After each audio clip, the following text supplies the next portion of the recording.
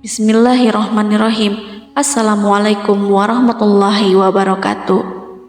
Sahabat yang dirahmati Allah, malaikat merupakan makhluk ciptaan Allah yang tidak terlihat oleh manusia dan selalu taat pada perintahnya.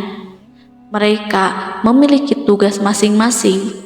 Salah satunya adalah malaikat yang kita kenal yang bertugas sebagai penyampai wahyu adalah malaikat Jibril. Malaikat Jibril juga dikenal sebagai Ruhul Amin.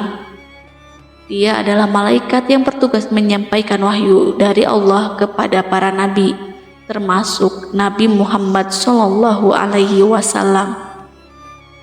Ada yang penasaran bagaimana wujud asli malaikat ini? Rasulullah pernah melihatnya. Hal ini sesuai dengan firman Allah Subhanahu wa Ta'ala. Dan sesungguhnya Muhammad itu melihat Jibril di ufuk yang terang. Al-Quran Surat At-Takwir ayat 23. Bahkan para sahabat pun dibuat pingsan oleh wujud malaikat Jibril. Lalu ada apa dengan wujud malaikat tersebut? Namun sebelum lanjut, mohon tonton video ini sampai selesai agar tidak ada kesalahpahaman. Jangan lupa klik subscribe, like, serta komen untuk mendukung channel ini agar terus menyiarkan syiar Islam. Rasulullah Shallallahu Alaihi Wasallam pertama kali didatangi malaikat Jibril di Gua Hiro saat beliau menerima wahyu. Nabi Muhammad Shallallahu Alaihi Wasallam kembali ke Mekah dan merasakan bahwa seluruh alam seolah berbicara kepada beliau sambil mengucapkan selamat karena telah dipilih menjadi nabi terakhir. Sesampainya di rumah, Rasulullah gemetar dan meminta diselimuti oleh istrinya Khadijah. Melihat itu, Khadijah tidak tinggal diam. Beliau menenangkan suaminya. Khadijah pun membawa suaminya menemui Waraqah untuk mengetahui peristiwa yang dialami oleh Rasulullah. Waraqah yang mengatakan bahwa makhluk yang ditemui oleh Rasulullah adalah malaikat Jibril dan beliau adalah nabi yang ditunggu-tunggu. Ucapan Waraqah ini berdasarkan membaca kitab-kitab. Setelah mengetahui bahwa suaminya adalah seorang nabi, Khadijah pun turut mendukung dakwah yang dilakukan oleh suaminya. Sebagai malaikat yang bertugas menyampaikan wahyu, malaikat Jibril tentunya sering bertemu dengan Nabi Muhammad. Malaikat Jibril selain bertugas menyampaikan wahyu, dia juga diciptakan dengan penuh kemuliaan dan kekuatan. Hal ini sesuai dengan firman Allah Subhanahu wa Ta'ala. Sesungguhnya Al-Quran itu benar-benar firman Allah yang dibawa oleh utusan yang mulia, yang mempunyai kekuatan, yang mempunyai kedudukan tinggi di sisi Allah, yang mempunyai arsy, yang ditaati di sana, di alam malaikat lagi dipercaya. Quran Surat At-Takwir ayat 19-21. Mengenai nama malaikat Jibril diriwayatkan oleh Ibnu Jarir dan Abu Asaih dari Ali bin Husain bahwa nama Jibril adalah Abdullah dan tambahan il. Menurut hadis yang diriwayatkan Ibnu Jarir dari Ibnu Abbas menunjukkan 4 yang menyembah Allah. Dalam menjalankan tugasnya, malaikat Jibril kerap bertemu Nabi Muhammad Shallallahu Alaihi Wasallam, namun tidak dalam wujud aslinya, tetapi dalam wujud manusia. Hanya 2 kali Nabi Muhammad Shallallahu Alaihi Wasallam melihat wujud asli malaikat tersebut. Lalu, kapan pertama kali beliau memintanya menampakkan diri? Beliau kagum saat pertama kali melihat wajah malaikat Jibril. Nabi Muhammad berusia 40 tahun. Saat itu diturunkan wahyu kedua, yaitu, "Hai orang yang berkemul atau berselimut, bangunlah. Lalu berilah peringatan dan Tuhanmu agungkanlah, dan pakaianmu bersihkanlah, dan perbuatan dosa tinggalkanlah." Quran Surat Al-Mudaththir ayat 1-5. Dalam kitab Sahih Bukhari Saat itu malaikat Jibril sedang terlihat duduk di atas kursi antara langit dan bumi dan terus mendekati Rasulullah. Dalam kitab tafsir disebutkan bahwa Jibril menampakkan diri dengan tinggi yang melewati batas penglihatan. Rasulullah Shallallahu Alaihi Wasallam pun berdialog dengan malaikat Jibril. Ternyata Jibril memiliki 600 sayap. Hal ini sesuai dengan hadis Nabi. Dari Ibnu Mas'ud radhiyallahu anhu, Muhammad Shallallahu Alaihi Wasallam melihat Jibril dalam wujud aslinya. Ia memiliki 600 sayap yang menutupi langit. Hadis riwayat An-Nasa'i. Rasulullah tidak mengira bahwa Allah Subhanahu wa Ta'ala menciptakan makhluk yang sangat besar seperti malaikat Jibril. Sayap yang dimilikinya memiliki ukuran seluas antara timur dan barat. Besarnya malaikat ini digambarkan dalam hadis Rasulullah. Itulah Jibril yang tidak pernah kulihat ia dalam aslinya, kecuali pada 2 kesempatan itu saja. Aku melihatnya turun dari langit, di mana tubuhnya yang besar memenuhi ruang antara langit dan bumi. Hadis riwayat Muslim. Saat bertemu Nabi dalam wujud yang asli, malaikat Jibril memakai baju kebesarannya, yaitu putih seperti mutiara yang larut. Dia memiliki rupa yang elok dan rupawan. Bukan hanya itu, malaikat Jibril juga mempunyai kekuatan dahsyat. Momen kedua, Nabi Muhammad Shallallahu Alaihi Wasallam melihat wujud asli malaikat Jibril adalah ketika peristiwa Isra Mi'raj, sebagaimana firman Allah Subhanahu wa Ta'ala. Dan sesungguhnya Muhammad telah melihat Jibril itu dalam rupanya yang asli pada waktu yang lain, yaitu di Sidratul Muntaha. Di dekatnya ada surga tempat tinggal. Quran Surat An-Najm ayat 13-15. Ketika itu Nabi Muhammad Shallallahu Alaihi Wasallam sampai di pos perjalanan Sidratul Muntaha.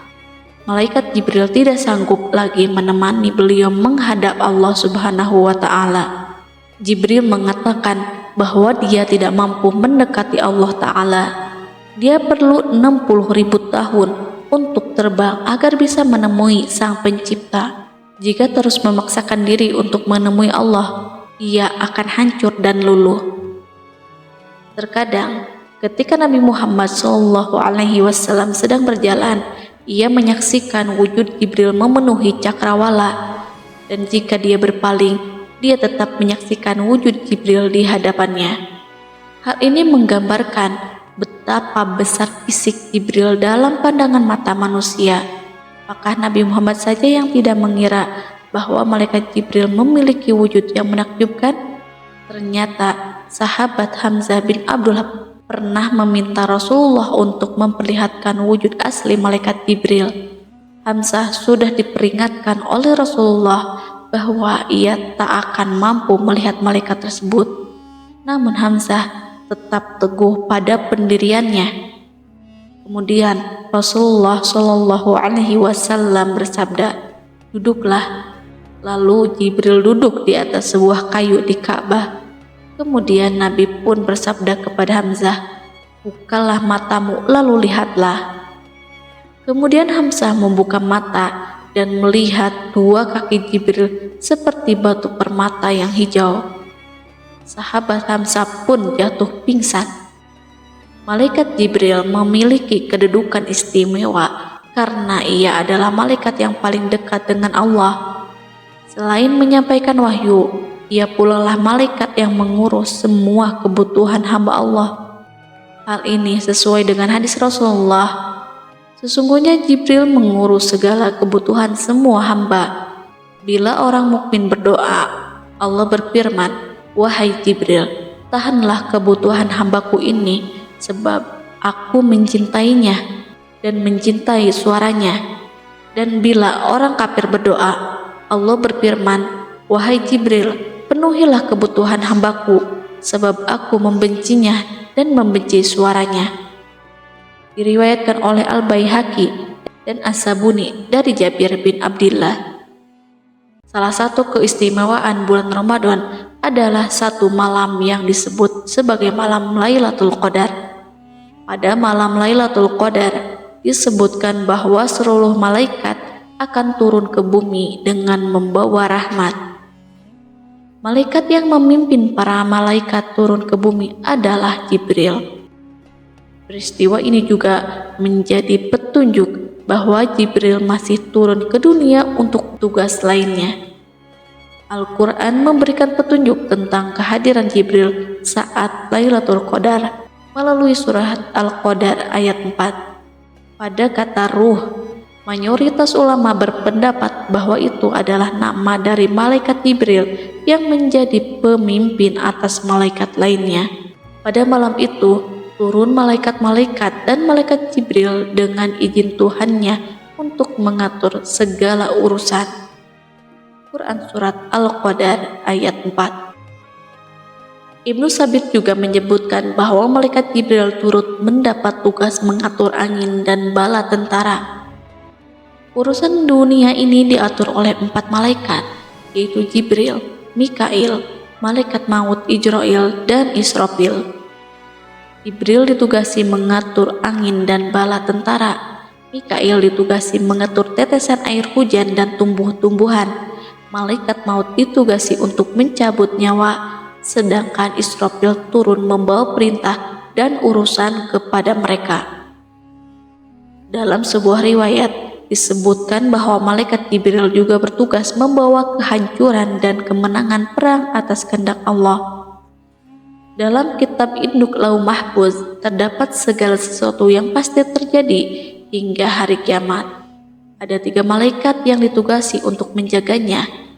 Jibril ditugasi untuk menurunkan kitab kepada para rasul.